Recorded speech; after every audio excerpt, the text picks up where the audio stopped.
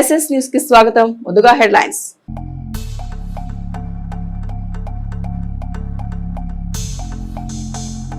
తుఫాను బాధితులకు సహాయ చర్యలు అందించడంలో అధికారులు కూటమి నేతలు ముందంజలో ఉండాలి. సమీక్షలో దిశానిర్దేశం చేసిన ఎమ్మెల్యే పత్తిపాటి.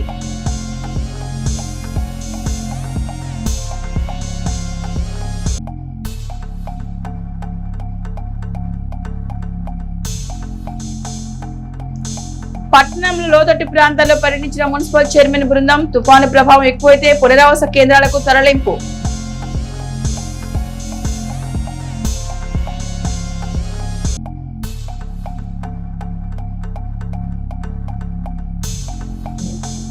లింగంగుట్ల వంతెనపై లారీ బోల్తా, డ్రైవర్ కు గాయాలు, వాహనాలు నిలబడకుండా సహాయ చర్యలు చేపట్టిన రూరల్ ఎస్ఐ అనిల్.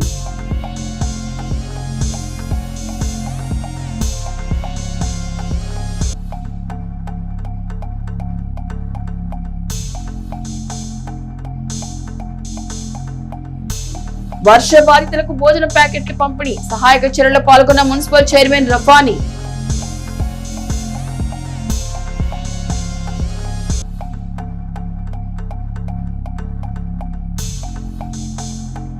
నీచమైన రాజకీయాలకు దుర్గమ్మ ఆలయాన్ని వాడుకోవడం దుర్మార్గపు చర్య. మాజీ మంత్రి జోగి రమేష్ పై ఆగ్రహం వ్యక్తం చేసిన నవతరం పార్టీ అధినేత సుబ్రహ్మణ్యం.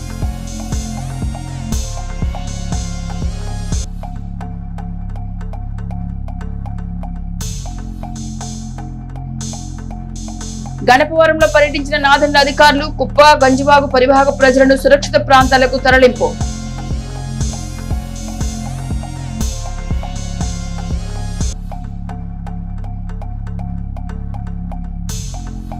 ఈ నెల 29వ తేదీ బుధవారం కూడా విద్యాసంస్థలకు సెలవు ప్రకటించిన పల్నాడు జిల్లా కలెక్టర్ కృతికా శుక్లా. అత్యంత భారీ వర్షాలు కురిసే అవకాశం ఉన్నందున ప్రజలు అప్రమత్తంగా ఉండాలని సూచన. మంద వాయుగుండం తీవ్రత దృష్ట్యా అధికారులు అప్రమత్తంగా ఉండాలని, ప్రజలకు ఎదురయ్యే సమస్యల్ని ముందే గ్రహించి పరిష్కరించాలని, వ్యవసాయ, రెవెన్యూ, విద్యుత్ విభాగాల సమన్వయంతో పనిచేసి ప్రజా జీవనానికి ఇబ్బంది లేకుండా చూడాలని మాజీ మంత్రి, శాసనసభ్యులు పత్తిపాటి పుల్లారావు అధికారులకు సూచించారు. రాష్ట్రంపై వాయుగుండం ప్రభావం అధికంగా ఉండే అవకాశాలు ఉన్నందున కూటమి ప్రభుత్వం ఇప్పటికే సమగ్ర చర్యలు చేపట్టిందని, తుఫాన్ ఎఫెక్ట్ అధికంగా ఉండే జిల్లాలపై ప్రత్యేక శ్రద్ధ పెట్టిందని, ప్రజలకు ఇబ్బందులు లేకుండా ప్రత్యేక అధికారులు నియమించి ఆర్డీఎస్ ద్వారా నిరంతరం పర్యవేక్షిస్తోందని ఆయన స్పష్టం చేశారు. ఈ నేపథ్యంలో నియోజకవర్గంతో పాటు పల్నాడు జిల్లాపై తుఫాను ప్రభావాన్ని అంచనా వేస్తూ అధికారులు ముందస్తు జాగ్రత్తలు చేపట్టాలన్నారు. లోతట్టు ప్రాంతాల ప్రజల్ని సురక్షిత ప్రాంతాలకు తరలించి భోజన వసతి ఏర్పాటు చేయాలని, ముందు జాగ్రత్తగా ప్రైవేట్ విద్యా సంస్థలు కూడా మూసివేయాలని ఆయన సూచించారు. నియోజకవర్గంలోని వాగులు పొంగి రాకపోకలకు అంతరాయం ఏర్పడి ప్రమాదాలకు అవకాశం ఉన్నందున తగిన జాగ్రత్తలు తీసుకోవాలని, ప్రజలు ప్రయాణాలకు దూరంగా ఉండేలా చూడాలని ఆదేశించారు. తుఫాన్ ధాటికి నేల కొరిగే ఉద్యాన, వాణిజ్య పంటల నష్టపరిహార అంచనాలపై వ్యవసాయ సిబ్బంది వేగంగా స్పందించాలని పత్తిపాటి ఆదేశించారు. రైతులకు సకాలంలో ప్రభుత్వ పరిహారం అందిస్తే వారికి మేలు కలుగుతుందన్నారు. విద్యుత్ అంతరాయం లేకుండా చూడాలని, గాలికి నేల కొరిగే అవకాశం ఉన్న స్తంభాలను వెంటనే తొలగించి కొత్తవి ఏర్పాటు చేయాలని, విద్యుత్ తీగలకు సమీపంగా ఉండే చెట్లను, కొమ్మలను తొలగించాలని ఆయన సూచించారు. పట్టణ శివారు ప్రాంతాల్లో నీరు నిలవకుండా వర్షపు నీరు ఎప్పటికప్పుడు వెళ్లిపోయేలా మున్సిపల్ సిబ్బంది డ్రైనేజీలను శుభ్రం చేయాలన్నారు. ప్రజలు అత్యవసరమైతేనే బయటికి రావాలని, తుఫాన్ తీవ్రత తగ్గి వాతావరణం చక్కబడే వరకు ఇళ్లలోనే ఉండాలని పత్తిపాటి సూచించారు. రాష్ట్రంపై మందార్ తుఫాను ప్రభావాన్ని గంటకు అంచనా వేస్తున్నామని ముఖ్యమంత్రి చంద్రబాబు నాయుడు అన్నారు. ఎలాంటి పరిస్థితిని ఎదుర్కొనేందుకు సన్నద్ధంగా ఉన్నామన్నారు. అధికారులతో సమీక్షించి తుఫాను వల్ల ఆస్తి ప్రాణ నష్టం సంభవించకుండా ముందస్తు రక్షణ చర్యలు తీసుకోవాలని అధికారులకు ఆదేశాలు ఇచ్చారు. ఎప్పటికప్పుడు ప్రజలకు వాస్తవ సమాచారం అందించి అప్రమత్తం చేస్తున్నామని తెలిపారు. సముద్ర తీర ప్రాంతాల్లో ప్రజలను ఇప్పటికే పునరావాస కేంద్రాలకు తరలించే చర్యలు చేపట్టామన్నారు. ఎన్డీఆర్ఎఫ్, ఎస్డీఆర్ బలగాలను మోహరించామని పేర్కొన్నారు. విద్యుత్ సరఫరా, రహదారుల మరమ్మతులు, డ్రైన్ల పునరుద్ధరణ, విరిగిపట్ల చెట్లను తొలగించేలా యంత్రాలతో బృందాలను అందుబాటులో ఉంచామని వివరించారు. తుఫాను ప్రభావం కారణంగా రాష్ట్రం నెలకొన్న ప్రస్తుత పరిస్థితిపై ప్రధాని నరేంద్ర మోదీకి ఫోన్ చేసి మాట్లాడారని సమీక్షలో అధికారులకు తెలిపారు. రాష్ట్రానికి సహాయ సహకారాలు అందిస్తామని భరోసా ఇచ్చారు. ప్రజలంతా ప్రభుత్వ సూచనలు పాటించాలని, అవసరమైన జాగ్రత్తలు తీసుకోవాలని కోరుతున్నారని సీఎం చంద్రబాబు నాయుడు అన్నారు. వైఎస్ఆర్సీపీ నేత మాజీ మంత్రి జోగి రమేష్ విజయవాడ ఇంద్రకీలాద్రిపై ఉన్న అమ్మవారిని దర్శనం చేసుకుని ఘాట్ రోడ్ వద్ద రాజకీయ ప్రేరేపణ కలిగిస్తూ భక్తులకు తీవ్రంగా అసౌకర్యం కలిగిస్తూ మద్యం కుంభకోణం గురించి ప్రమాణం పేరుతో ఆలయ పవిత్రత దెబ్బతీసేలా వ్యవహరించారని నవతరం పార్టీ జాతీయ అధ్యక్షుడు రావు సుబ్రహ్మణ్యం తెలిపారు. రాజకీయ వేదికగా దుర్గమ్మ ఆలయాన్ని ఉపయోగించడం వల్ల భక్తుల మనోభావాలు దెబ్బతీశారన్నారు. కార్తీక మాసం సోమవారం పర్వదినం రోజున ఇటువంటి ప్రకటనకు వేదికగా దుర్గమ్మ ఆలయాన్ని వాడుకోవడం ఆమె భక్తుడిగా తనకు చాలా బాధ కలిగించిందని బాధపడ్డారు. యావత్తు ప్రజలు కలవరం చెందారని, ఇలాంటి ఘటనలు పునరావృతం కాకుండా చర్యలు తీసుకోవాలని కోరారు. ఈరోజు నవతరం పార్టీ కార్యాలయంలో జరుగుతూ ఉన్నటువంటి మీడియా సమావేశానికి విచ్చేసినటువంటి అందరికీ కూడా నమస్కారం. నా పేరు రావు సుబ్రహ్మణ్యం. నేను నవతరం పార్టీ జాతీయ అధ్యక్షుడిని. ముఖ్యంగా ఈరోజు ఆంధ్రప్రదేశ్ రాష్ట్ర గౌరవ డీజీపీ గారికి వైఎస్ఆర్సీపీ నేత అయినటువంటి జోగి రమేష్ గారి మీద ఫిర్యాదు చేయడం జరిగింది. డీజీపీ గారికి కొరియర్ ద్వారా, అట్లాగనే ఆయన మెయిల్కి కూడా ఈరోజు ఫిర్యాదు చేయడం జరిగింది. ఏదైతే ఈరోజు విజయవాడలో ఇంద్రకీలాద్రి పైన అమ్మవారి దర్శనం చేసుకొని వైఎస్ఆర్సీపీ ముఖ్య నేత అయినటువంటి జోగి రమేష్ గారు అక్కడ ఘాట్ రోడ్డు దగ్గర వచ్చి ఆయన ఒక ప్రమాణం చేయటం, అట్లాగనే ఉరి తీసుకుంటానని చెప్పి వ్యాఖ్యలు చేయటం, రాజకీయమైనటువంటి వ్యాఖ్యలు చేయటం అనేది నిజంగా అమ్మవారి భక్తులు, కార్తీక మాసం పండగ టైము, అనేక మంది భక్తులు అమ్మవారిని దర్శించుకునేటువంటి ఒక భక్తి క్షేత్రమైనటువంటి ఇంద్రకీలాద్రి మీద జోగి రమేష్ చేసినటువంటి వ్యాఖ్యలు చాలా భక్తుల మనోభావాల్ని దెబ్బతీసినటువంటి పరిస్థితి. అట్లాగనే అమ్మవారి భక్తుడిగా నేను కూడా చాలా బాధపడ్డాను. జోగి రమేష్ గారు రాజకీయాలు మాట్లాడాలి అనుకుంటే ఆయన వైఎస్ఆర్ కాంగ్రెస్ పార్టీ కార్యాలయంలో ప్రెస్ మీట్ పెట్టుకోవచ్చు, లేకపోతే ఆయన ఇంటి దగ్గర సమావేశం పెట్టుకోవచ్చు, లేకపోతే మరొక ప్లేస్లో ఎక్కడైనా ప్రెస్ క్లబ్లో అయినా పెట్టుకోవచ్చు. కానీ తిరుమల తిరుపతి ఈ దేశంలోనే ఎంత ప్రముఖమైనటువంటి పుణ్యక్షేత్రమో, అదే మాదిరిగా విజయవాడ కనకదుర్గమ్మ అమ్మవారి క్షేత్రం కూడా అంత మహిమాన్వితమైనటువంటి క్షేత్రం. అక్కడ రాజకీయాలకు తావు లేదు. అటువంటి ప్లేస్లో అమ్మవారు అక్కడ ఆమె ఆగ్రహానికి గురవుతాము అనేటువంటి విషయం కూడా మర్చిపోయి మరి అక్కడ రాజకీయాలు మాట్లాడటం, నకిలీ మద్యం కుంభకోణం గురించి మాట్లాడటం, ప్రమాణాలు చేయటం, ఇవన్నీ కూడా జోగి రమేష్ గారు చేసినటువంటి తప్పు. మరి ప్రభుత్వం చాలా తీవ్రంగా పరిగణించాలి, పోలీసులు చాలా తీవ్రంగా పరిగణించి ఆయన మీద కేసు నమోదు చేయాలి. ఎడ్లపాడు మండలం ఎడ్లపాడు గ్రామంలో జిల్లా వ్యవసాయ అధికారి ఎం జగ్గారావు పర్యవేక్షించారు. ఎడ్లపాడు గ్రామ రైతులతో మాట్లాడుతూ మందా తుఫాను గురించి రైతులు పడే ఇబ్బందులు, రైతులు తీసుకుంటున్న జాగ్రత్తల గురించి అడిగి వారితో ముచ్చటించారు. ఆ తర్వాత మందా తుఫాను వాటి ప్రభావిత మండలాలు, గత 2 రోజుల నుంచి కురుస్తున్న వర్షాల కారణంగా పల్నాడు జిల్లాలో సాగు చేసిన పత్తి మరియు ఇతర వాణిజ్య పంటలు పండిస్తున్న రైతులకు తమ పొలాల వీలైనంత త్వరగా అధికంగా ఉన్న నీటిని తీసివేయాలని, పంట ఎదుగుదలకు తోడ్పడే బూస్టర్ ఎరువులు వేసుకోవాలని, తెగుళ్లు మరియు పురుగులు నివారణ చర్యలు, జాగ్రత్తల గురించి వివరించారు. ఆ తర్వాత అందరు వ్యవసాయ అధికారులు తమ మండల హెడ్ క్వార్టర్ లో రైతులకు అందుబాటులో ఉండాలని, ఈ మందా తుఫాను అవుట్ రీచ్ ప్రోగ్రామ్స్ రైతులతో నిర్వహించాలని సూచించారు. మండల వ్యవసాయ అధికారి హరిప్రసాద్ మాట్లాడుతూ పంట నష్టాలు ఏమైనా జరిగితే తక్షణం అక్కడ పనిచేస్తున్న వ్యవసాయ సహాయకులకు తెలియజేయాలని కోరారు. ఈ కార్యక్రమంలో మండల వ్యవసాయ అధికారి ఏ హరిప్రసాద్, ఏఈఓ జీవన్ మరియు వ్యవసాయ సహాయకులు అనుపమ, బిలాల్, ఎడ్లపాడు గ్రామ పెద్దలు, నాయకులు, రైతులు పాల్గొన్నారు.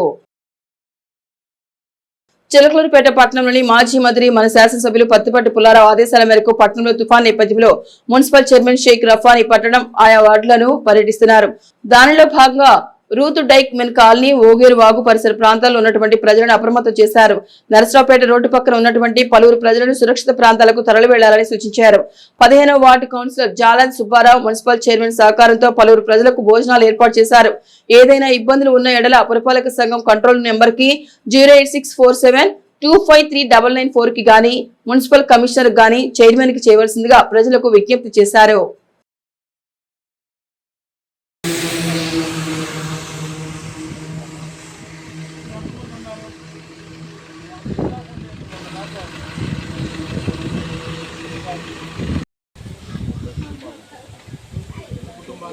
ఎన్ని కుటుంబాలు ఉంటాయి? ఎన్ని ఇళ్ళు ఉన్నాయి?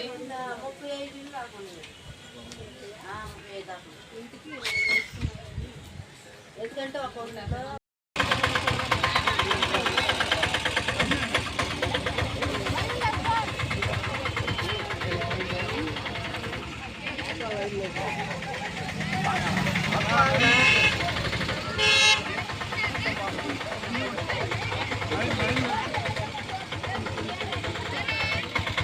చిలకలూరుపేట పట్టణంలోని మాజీ మంత్రి శాసనసభ్యులు పత్తిపాటి పుల్లారావు ఆదేశాల మేరకు పట్టణంలో తుఫాను నేపథ్యంలో పట్టణ ప్రజలకు ఎటువంటి ఇబ్బందులు లేకుండా అడ్డు రోడ్డు నుండి శాంతినగర్ లైన్ జేవీసీబీ ద్వారా పూడికలు తీసి శుభ్రం చేయించిన మున్సిపల్ చైర్మన్ మరియు పట్టణంలోని ప్రజలకు డ్రైనేజీల వల్ల ఎటువంటి ఇబ్బందులు లేకుండా చూడాలని మున్సిపల్ సిబ్బందికి శానిటేషన్ సిబ్బందికి ఆదేశించారు. లోతట్టు ప్రాంతాల ప్రజలు ఇబ్బందికరంగా ఉంటే పునరావాస కేంద్రాలకు తరలించాలని సిబ్బందికి సూచించారు.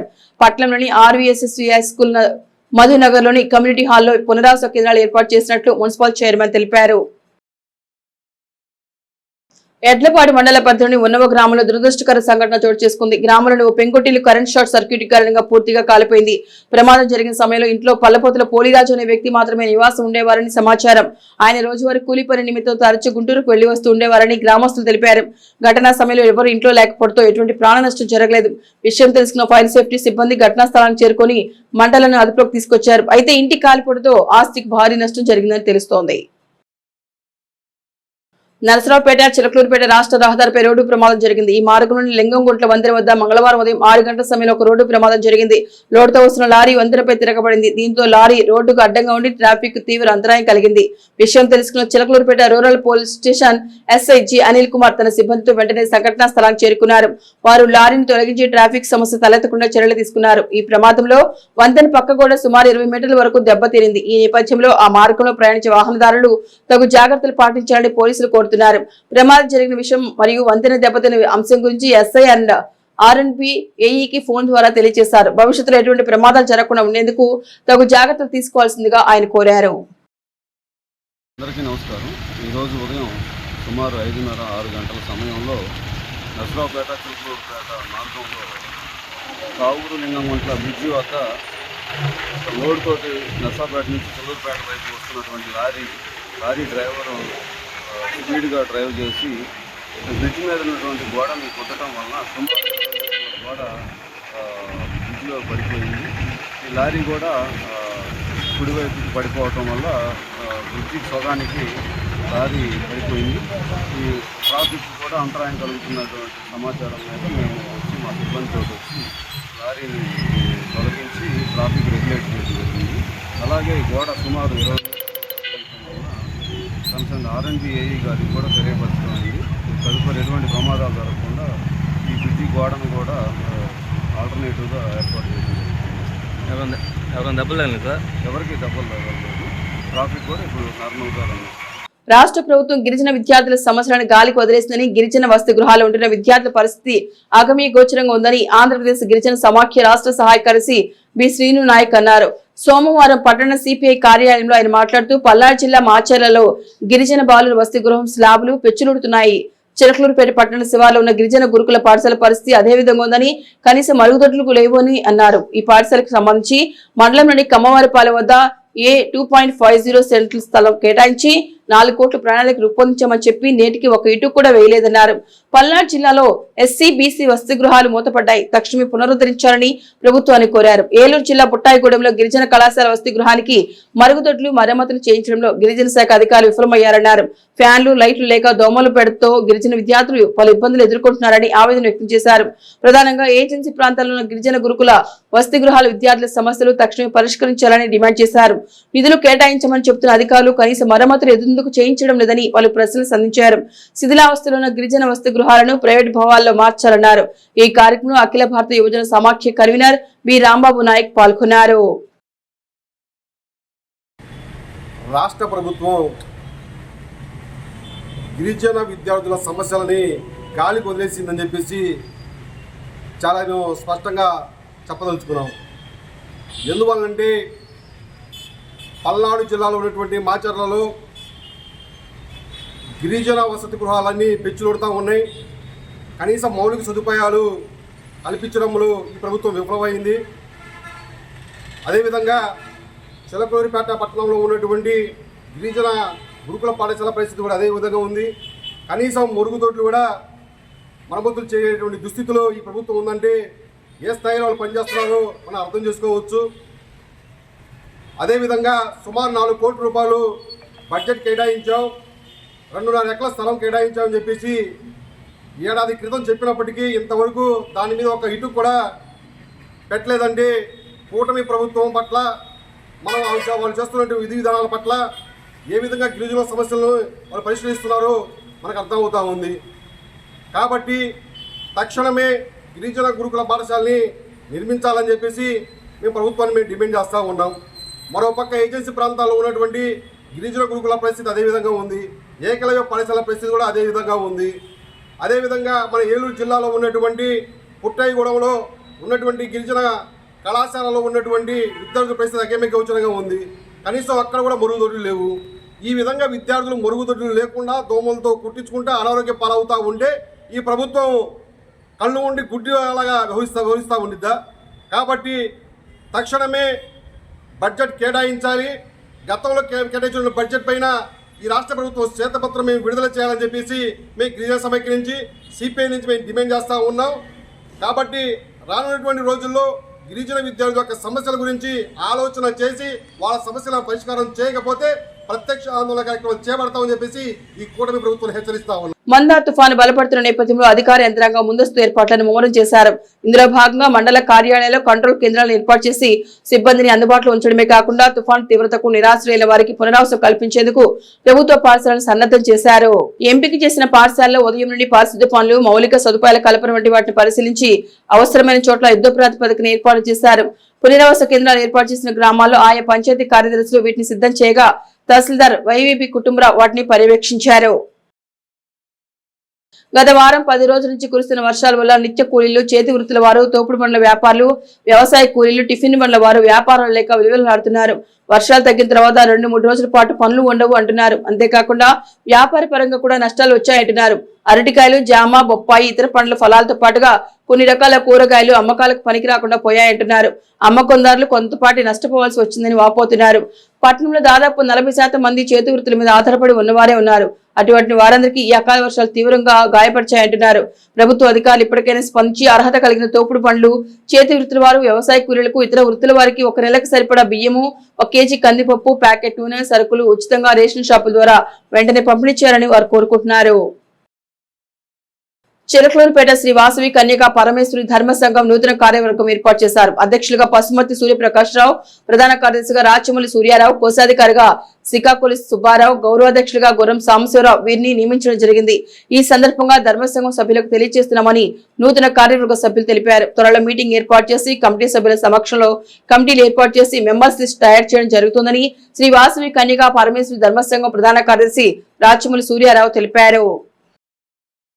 మండల కేంద్రమైన నాదెండ్లలో మోందా తుఫాను కారణంగా ఈ ఉదయం నుండి ఎడతెరిపి లేకుండా కురుస్తున్న వర్షాలకు గణపురం వెళ్లే దారిలో ఉన్న నాదెండ్ల ఘన వ్యర్థాల నిర్వహణ కేంద్రం పక్కన ఉన్న కాలువలో వరద ప్రవాహంతో పాటుగా చెత్తా చెదారం చేరి నీటి ప్రవాహానికి అడ్డురాగా క్షేత్రస్థాయి పర్యటనలో ఉన్న డిప్యూటీ ఎంపీడీఓ టి వెంకటేశ్వర్లు హుటాహుటిన చర్యలకు ఉపక్రమించారు. వెంటనే జేసీబీని రప్పించి కాలువను శుభ్రం చేయించారు. అడ్డుగా ఉన్న ముళ్ల చెట్లను, పిచ్చి మొక్కలను తొలగించి నీటి ప్రవాహం సజావుగా సాగించేందుకు ఏర్పాటు చేశారు. ఆయన వెంట పంచాయతీ కార్యదర్శి అంకయ్య, సిబ్బంది ఉన్నారు. ఇది గమనించిన స్థానికులు వారిని అభినందించారు.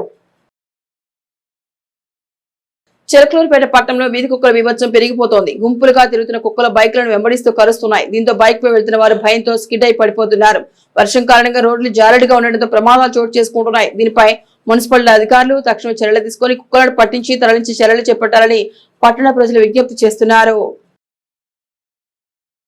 తుఫాను ప్రభావంతో పల్నాడు జిల్లా పోలీసు యంత్రాంగం అప్రమత్తమైంది. జిల్లాలో నరసరావుపేట, చిలకలూరుపేట మధ్య రహదారిలో తీవ్రమైన బలమైన గాలులు వేయడంతో భారీ చెట్లు నెలవాలాయి. వెంటనే స్పందించిన పోలీసు ఉన్నతాధికారులు జేసీబీ ప్రొక్లైన్ ద్వారా చెట్లను తొలగించే కార్యక్రమం చేపట్టారు. వాహనదారులకు ఎటువంటి ఇబ్బందులు లేకుండా చర్యలు తీసుకున్నారు. తుఫాను మంగళవారం రాత్రి తీరం దాటుతున్న నేపథ్యంలో జిల్లాలో భారీ నుంచి అతి భారీ వర్షాలు కురిసే అవకాశం ఉన్నందున ప్రజలు ఇంటి నుంచి బయటకు రావద్దని పల్నాడు జిల్లా ఎస్పీ కృష్ణారావు తెలిపారు. పారిశ్రామికవాడ గణపవరంలోని చవిటిపాలెంలో డిప్యూటీ ఎంపీడీఓ టి వెంకటేశ్వర సారథ్యంలో పంచాయతీ కార్యదర్శి సింగరాజు, మారుతిబాబు, వీఆర్ఓ అంకమ్మరావు, పంచాయతీ సిబ్బంది పర్యటించారు. వాగు పరివాహక ప్రాంతాల ప్రజలు 2 రోజుల పాటు నిత్యం అప్రమత్తం ఉండాలని, వర్షం అధికమైతే వాగు ప్రవాహం పెరిగి వరదలు సంభవించే అవకాశాలు ఉంటాయని వారికి వివరించారు. ఎటువంటి అత్యవసర పరిస్థితులైనా వెంటనే తమకు సమాచారం అందివ్వాలని వారు కోరారు. గ్రామ సచివాలయంలో తమ సిబ్బంది నిత్యం అందుబాటులో ఉంటారని వారికి వివరించారు. పారిశుద్ధ్య సమస్యలు, చెట్లు, విద్యుత్ స్తంభాల కూలడం వంటివి జరిగితే వెంటనే సమాచారం ఇవ్వాలని విజ్ఞప్తి చేశారు. తప్పని పరిస్థితుల్లో తప్ప ఎవరు బయటికి రావద్దని సూచించారు. ఎవరైనా గృహాలు దెబ్బతిన్నా, బలహీనంగా ఉన్న సమీపంలో ఉన్న భవనాలకు చేరాలని, లేని పక్షంలో స్థానిక జిల్లా పరిషత్ ఉన్నత పాఠశాల పునరావాస కేంద్రం అందుబాటులో ఉందని, ఎవరికైనా ఇబ్బంది కలిగితే ఏ సమయంలోనైనా పునరావాస కేంద్రానికి చేరుకోవాలని విజ్ఞప్తి చేశారు. పల్నాడు జిల్లా 29వ తేదీ బుధవారం జిల్లాలో అతి భారీ వర్షాలు కురిసే అవకాశం ఉన్నందున జిల్లాలోని అన్ని ప్రభుత్వ ప్రైవేటు విద్యా సంస్థలకు అంగన్వాడీ పాఠశాలలు కళాశాలకు సెలవు ప్రకటిస్తున్నట్టు జిల్లా కలెక్టర్ కృతికా శుక్లా ప్రకటన ద్వారా తెలిపారు. మందా తుఫాను కారణంగా ఎలాంటి ప్రాణ నష్టం జరగకుండా నివారించే ఉద్దేశంతో జిల్లాలోని అన్ని రకాల ప్రభుత్వ ప్రైవేట్ పాఠశాలలు, గురుకుల పాఠశాలలు, కళాశాలలు, ఇతర విద్యా సంస్థలన్నిటికీ రేపు సెలవు ప్రకటించినట్టు జిల్లా కలెక్టర్ తెలిపారు. ఇవి ఎస్ఎస్ న్యూస్ బులెటిన్ విశేషాలు. నమస్తే.